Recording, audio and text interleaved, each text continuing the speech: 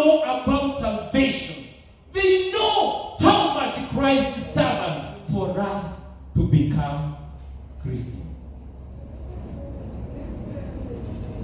He suffered. And this is a gospel which many of us know. Even to the shame of dying the death of the cross. When a believer remembers what Christ went for you and me to get salvation, that makes you know how you should humble yourself. It costed the life of Christ. It costed his blood. There is nothing you can compare with the death that Christ died. It is not the same as accident. When an accident happens, even in the court, somebody is never blamed 100%. But about Christ, it is the same people who were in the synagogues and churches by then who crucified him. They were not doing it because they knew. It was because of the half-baked brethren. Because those who knew, all those who had the witness of Christ in their hearts, they did participate. But the people who are of the half-baked faith, even today, they are crucifying Christ. They are the people who, instead of being an encourager, who are instead of being positive, they are the ones who are bringing brethren and the church down. Because day and night they are looking for a negative point so that they may invoke in a preacher who is arising, in a preacher who is going up. They want to bring him down by bringing him another preacher who has fallen, so that he may know what he is doing is not good. But a good person who knows what Christ did on the cross will value, will see the meaning of a brother or a sister. And you will not see a sister as a sex object. You will see a sister as a child of God. You will not see a brother as someone you will misuse in your farm, or you will misuse to carry strong things. No, you will see him as a child of God. And when you are in the Spirit, you will come to understand that if the value that Christ had on the person you think he is weak, that it took him to the cross to save him, you will like all people equal. You will not be sharing that the gospel is for the rich. The gospel is for Nigerians. The gospel is for Ghanaians. No, you will know that the brother and the sister who is near you costed Christ to die on the cross. He is so important, just as you are important. That's why Christ died for us. You don't have to be a Nigerian for me to esteem you highly. No. You have to be who you are for me to esteem you highly. And that is why every one of you, when I talk to you, I always talk about how much I value. I don't value you just because you come to Deliverance Church and I look as if I have a congregation. No! I don't value you because of that. I value you because when I remember how much Christ paid for you,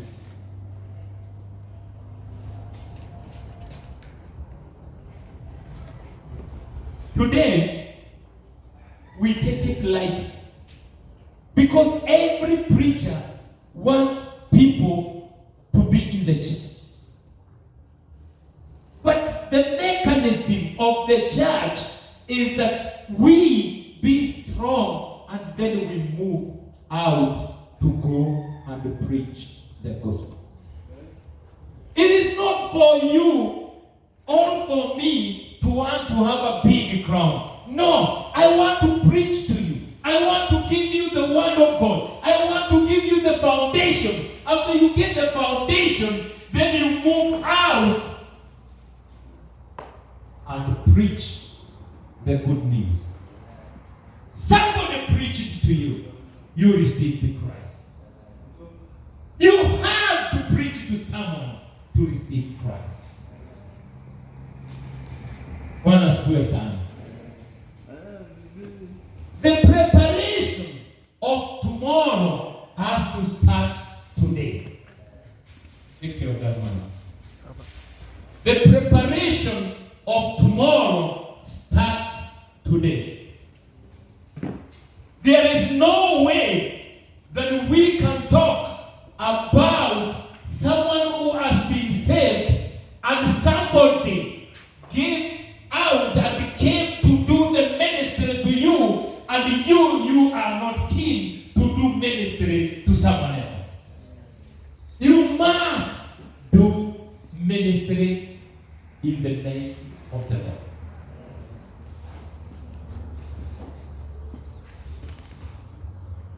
Let me say this. Our foundation will determine what kind of weight we can carry. If our foundation is weak, the only thing you can carry is this tent. It doesn't need the foundation. But if your foundation is strong, you can carry even 60 stories above you. I want strong people in the name of Jesus Christ. I want we have a strong foundation in the name of the Lord, because I want we go somewhere. There is a lot of work for us to do for Christ. Kabarak must know Christ. Kabarak will never know Christ unless you have a good foundation. And do you know something very amazing about Christ? As we go out preaching Christ, if the Christians that we have are not living Christ, they are not living Christ-like, our gospel becomes hard. Did you hear that? Kama sisi hatuishi kama Wakristo, wakati tunaenenda kuhubiri neno la Mungu, linakuwa ni ngumu, linakuwa ni nzito, kwa sababu hatujaishi vile tunatakikana kuishi, kwa sababu msingi wetu ni dhaifu, kwa sababu hatujafahamu sisi ni nani katika Kristo. Lakini wakati tutajua ya kwamba sisi ni wa Kristo, ili tuishi kama Kristo alivyoishi, hata hii injili itakuwa ni rahisi. Mnakumbuka nikiwaeleza, ndugu mmoja akanieleza, wewe usipokuwa wewe ni Mmeru, ningekuwa ni Gikuyu, hiyo kanisa tuwezi kuja. I told you that is shaky foundation. It is not about a tribe. You don't have to be a Jew to feel that you belong to Christ more than me. The Jews are many who are getting lost, and I've told you again and again, I've been to Israel. I've told you that they don't even have an idea. Some of them still claim that Christ is yet to come. Hao ndio wamepotea manzizi. Sio wamepotea. Sisi wenye walikuwa wanaita watu wa mataifa, tumempokea Yesu, tunaishi na Kristo na tunaenda mbali katika jina la Yesu Kristo. Umbali wetu Si ubali uanze kuangalia Rwanda na kuangalia sijui South Africa. Ubali wetu ni mbinguni katika jina la Yesu. Haina maana kuwa unaona ni kama wewe kwa sababu wewe ni Mkikuyu na president ni Mkikuyu, ni kama wewe una nafasi kubwa kuliko mwingine. Hakuna katika Kristo. Sisi yote ni sawa. Na damu aliyomwaga msalabani hakurudi pale ndio mwage ingine iongezeke ya Mkikuyu ama iongezeke ya Mkalenjin ama iongezeke ya whoever you think you are, but he died for us all. That is why there is no one who can claim to me that he is more valued than me.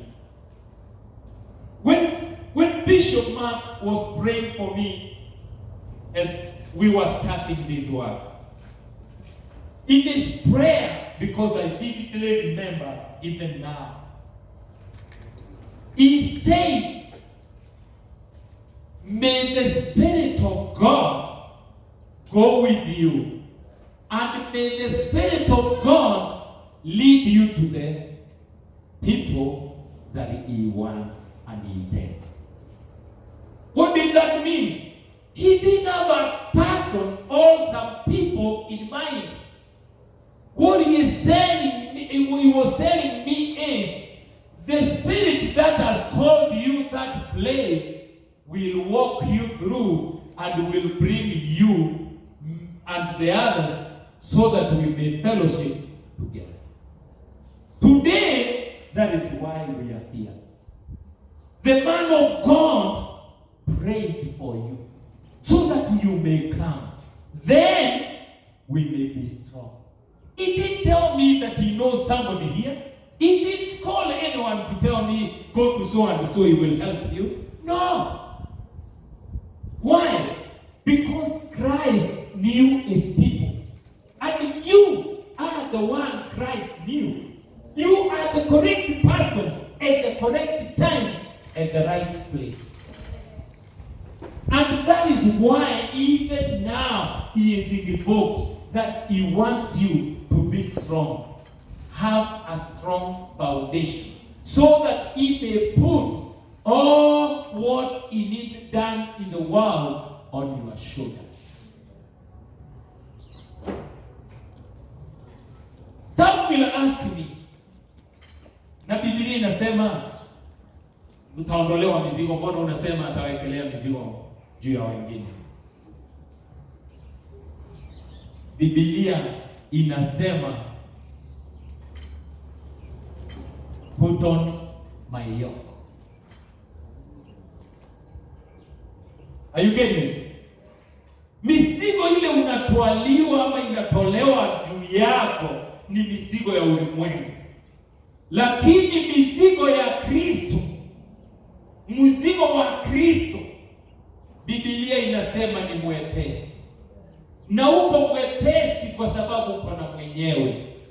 Lakini Mungu hutumia mwanadamu ili akaweza kusema yale yote anataka kusema. Na wewe na mimi, we are the candidates in the name of Jesus. There is no one amongst us ati huyo ndio wa kueneza injili, huyu mwingine ni wa kuimba, huyu mwingine ni wa kutoa pesa, huyu mwingine ni wa kuchekesha pasta, huyu mwingine naye ni wa kuongea na pasta polepole. Hiyo ni mzuri na ni tamu na inahitajika, lakini it's not the greatest commission. After receiving the miracle of miracles, you qualify for the Great Commission. The Great Commission is that you go and preach. Some these days are saying that you give me your money and as I go to preach, you are represented by your money. I say yes, but still it's not the same. Ni kama kumwambia kwamba ukinipa pesa zako zile ziko kwa bank kwa kuniambia enda ukatoe na hujanipa cheki, nitazitoa? Ninaweza zitoa? Niende niwaambie amesema nitoe? Haziwezi.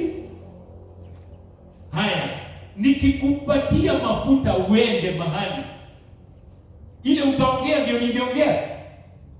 Si utaongea yako?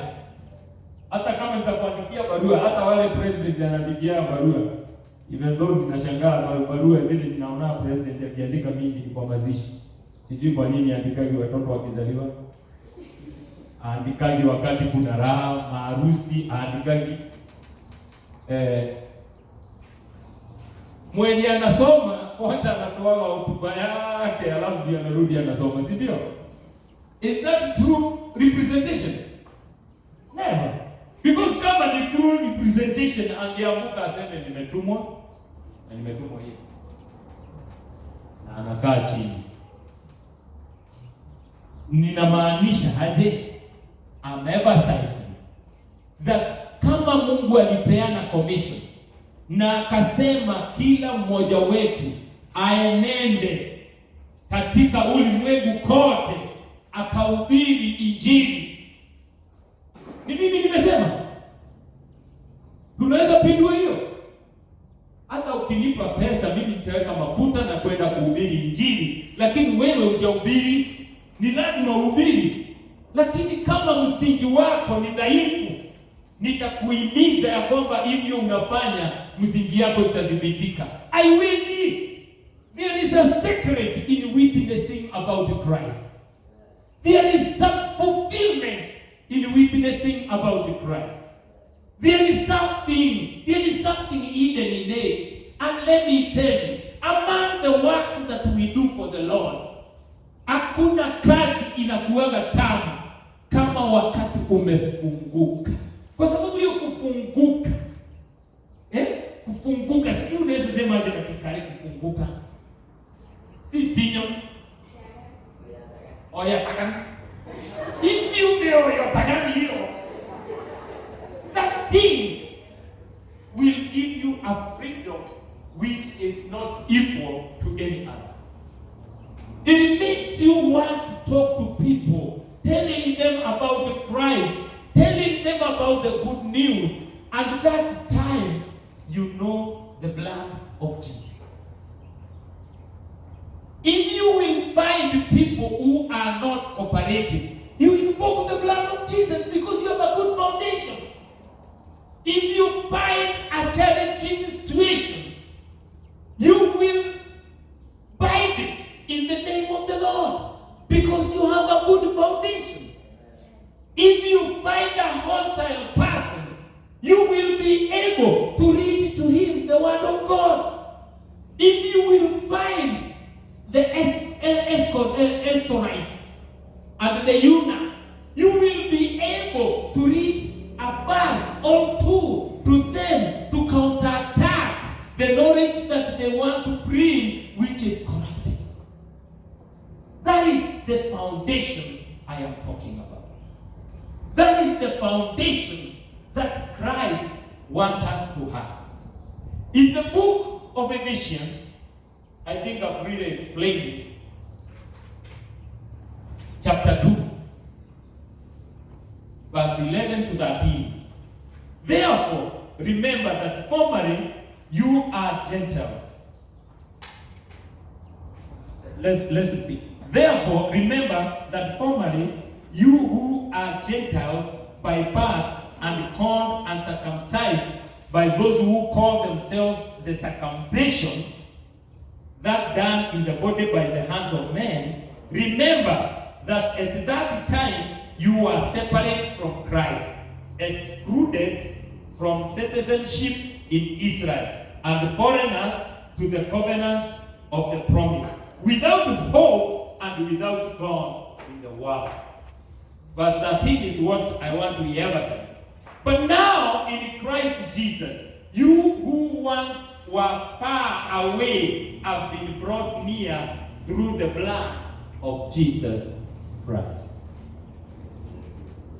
Amen. We have learned about the blood of Jesus. blood of Jesus can do in our lives. We have learned that we need to invoke the blood of Jesus Christ in every situation because the blood of Jesus is alive. Did we agree that? What is good? Did we agree that? Now, the same blood of Jesus has made us not to be afar off. The way we were being told by the Ephesians that we are far from because we are Gentiles. The blood of Jesus Christ has made us to be Christ-like. They have made us to be believers in the kingdom. They have made us to be children of the Most High, children of God. There is no distance anymore. We don't need the Jew for us to go before God. We don't need the synagogue for us to go before the Lord. No, we just need the blood of Jesus Christ.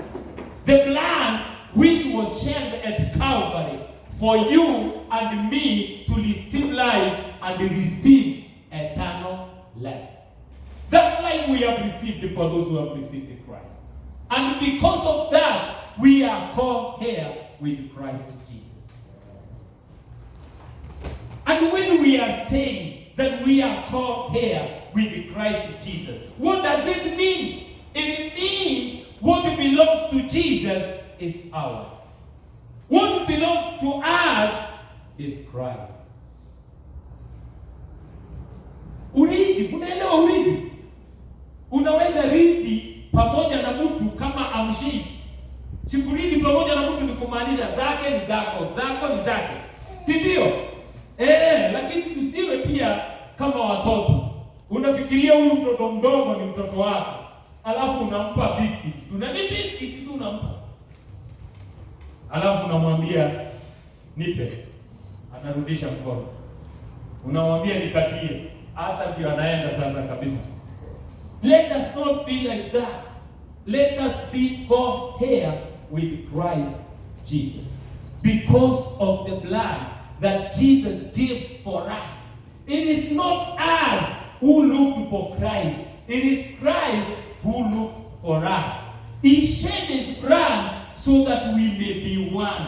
He shed his blood so that we may be co-heir with him. Lakini ikifika wakati wa kutoa inakuwa ni ngumu. Ikifika wakati wa kwenda kuhubiri inakuwa ni ngumu. Ikifika ni wakati wa kuja kuosha kanisa inakuwa ni ngumu. Ikifika ni wakati wa kuja kutengeneza compound inakuwa ni ngumu. Ni kwa nini? Ni kwa sababu foundation haiko sawa. Hii foundation ndio nataka tulimie. Hii foundation ndio nataka to dig deeper. Hii foundation ndio nataka iwe thabiti katika jina la Yesu Kristo. And a strong foundation will make you value the things of God. The firm foundation will make you know about these prayers Pastor is always talking about. I don't want you to come for prayers so that I may be seen having a crown. No, I don't mind the crown, but it is not the need that I have. It is because I don't want to have a weak church. Why should I have a weak church and Christ wants to have a strong church? Why? There is no need. I want the church to be strong, and that is why I tell you, come for prayers, come for the Bible study, come for the work which is in the house of the Lord, and it is benefitable for us all. Wakati unafanya kazi hapa kanisani na mwingine anafikiria umetoka kufanyia pasta, mwambie tu pale auonagi pasta, pale unaonaga Mungu. Ningekuwa naona pasta, ningeenda kwa Meru. Huko ndio ningeenda kufanya kazi. Lakini pale naonaga Mungu. ndio inafanya naenda pale. Jana kuna wandugu tumekuwa na wao tukifanya kazi hapa. And I asked one brother, hey, na hii kazi ni mingi kwako ndugu? Akaniambia hapana, niko sawa pastor. Niko sawa. Hiyo anamaanisha nini? Sio mimi anaona Mungu. Na hapa si mimi. Don't see me. See Christ. Why? Because your foundation, you want it strong. Na hili foundation yako iwe strong. Na ninaendelea kumaliza, niko karibu sasa kumalizia. Ili foundation yako iwe strong, ni lazima ugharimikie. Si kwa sababu ati Yesu hakulipa yote. Hapana. Yesu alilipa yote 100% pale Kalvari. Lakini kwa sababu tuko na mwili na nyama, we are living in the flesh. It is a must that each one of us individually to tell our meat, to tell our flesh, to tell our being that I have to do something for God, so that the body may be conditioned godly like life. The divinity, the divine, to be reborn in your system, you must deny the flesh. When people fast, and you see them fast, like I remember when I started fasting for one day, and I had taken a breakfast in the morning, was so difficult, and I said, no, this is too hard for me. Because my foundation was shaking. But with the time, I enjoy to see others find it difficult. I just encourage them by telling them, don't find it difficult. Don't count yourself out. Feel encouraged. It is just a beginning. 1 day, 2 days, 3 days, then you will be doing 10 days, 14 days like the one I finished that the other day, comfortably, when you are still doing other work. Before, I could not fast even for a week. If I'm working, I could not. But today, I can do it comfortably. What does that tell you? I deny my body. I deny my flesh. Not because Christ wanted me to go to the cross again to save the world. No. Even what I do, it is to deny myself the flesh, that I may hear from him. Because mwili na nyama huwa zina uzoefu wa kusikiza mambo ya hii ulimwengu. Lakini wakati huyo mwili unaudunisha, unaunyima, unauonyesha ya kwamba ni Mungu asubuhi, ni Mungu saa 6, ni Mungu jioni, ni Mungu usiku, mwili utagive to the spirit. And once it gives it to the spirit, that is the foundation of the spirit. The spirit foundation does not mean digging a deeper trench the way the construction foundations are done. No, it is the spirit for spirit.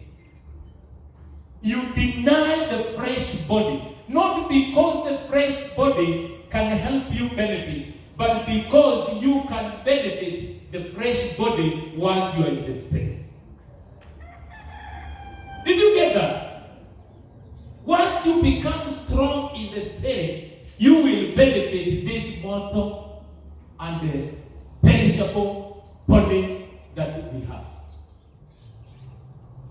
But the perishable body mostly will deny you to reach after the foundation. It will deny you to reach after the things of God. But if you is temporary. That is the beginning of you starting to win the Spirit of God in your life. And somebody with the Spirit of God, you start having the good foundation. That is the Word of God and the things of God. Bwana asifiwe sana. Let me give you an example of the temporary body that we have. Because some others think that they will be here around forever. And especially the young ones. Because the Bible says that they have defeated the evil one. But I want to tell them that we are very temporary here. Look at our structure. Our structure is a tent.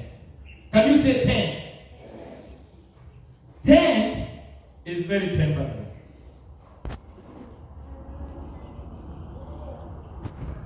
How many could fold as quick as we folded these signs of the tent?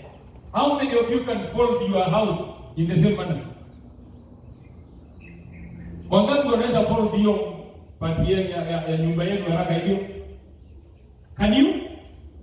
It's not easy. That is what we are talking about when we talk about temporary things. Temporary things are not temporary. How many do you see? I mean, do you see this tent here 100 years to come? Can it withstand? That is how we are also. Usichekelee hema ati uko ndani. Kumbe hata wewe ni hema. You are a tent. Ni vile tu ni tent imewekwa tumacho, imewekwa tumapua, imewekwa kamdomo. But you are a tent. You are temporary. You are just a tent which can eat. You are a tent which can walk. But you are temporary. Let us make no mistake of making permanent decision on a temporary body. Let us make permanent decisions from a permanent spirit. Let me repeat that because it seems as if you are not getting it. Let us not make permanent decisions on a temporary body. But instead, let us make permanent decisions because of a permanent spirit of the living God. That is where eternity is. That is where there is hope in the future. That is where we are headed. When this temporary tent will be no more, we will have eternity because we made a permanent decision. The permanent decision is to live with God forevermore. Many have been deceived by what is in the other kingdom. Money has corrupted. Good jobs has corrupted. Good business has corrupted humanity. Gain has made a human being to feel as if you are permanently here. I am so sorry, and I am announcing today to you that we are temporary on this world. The only temporary thing we have, more than anything else, is this body. The only permanent thing that God put in us is His breath. If we connect that breath of God with the Spirit of God, we have eternity through Christ Jesus. That is why in this verse, the blood of Jesus Christ is being mentioned. Because without Christ, we were far off. We were not meant to be. But we are because of Christ. We are because of His Spirit. We are because of the work at Calvary. We are because we are even made co-heir with Christ Jesus in Jesus' name. Let us be standing.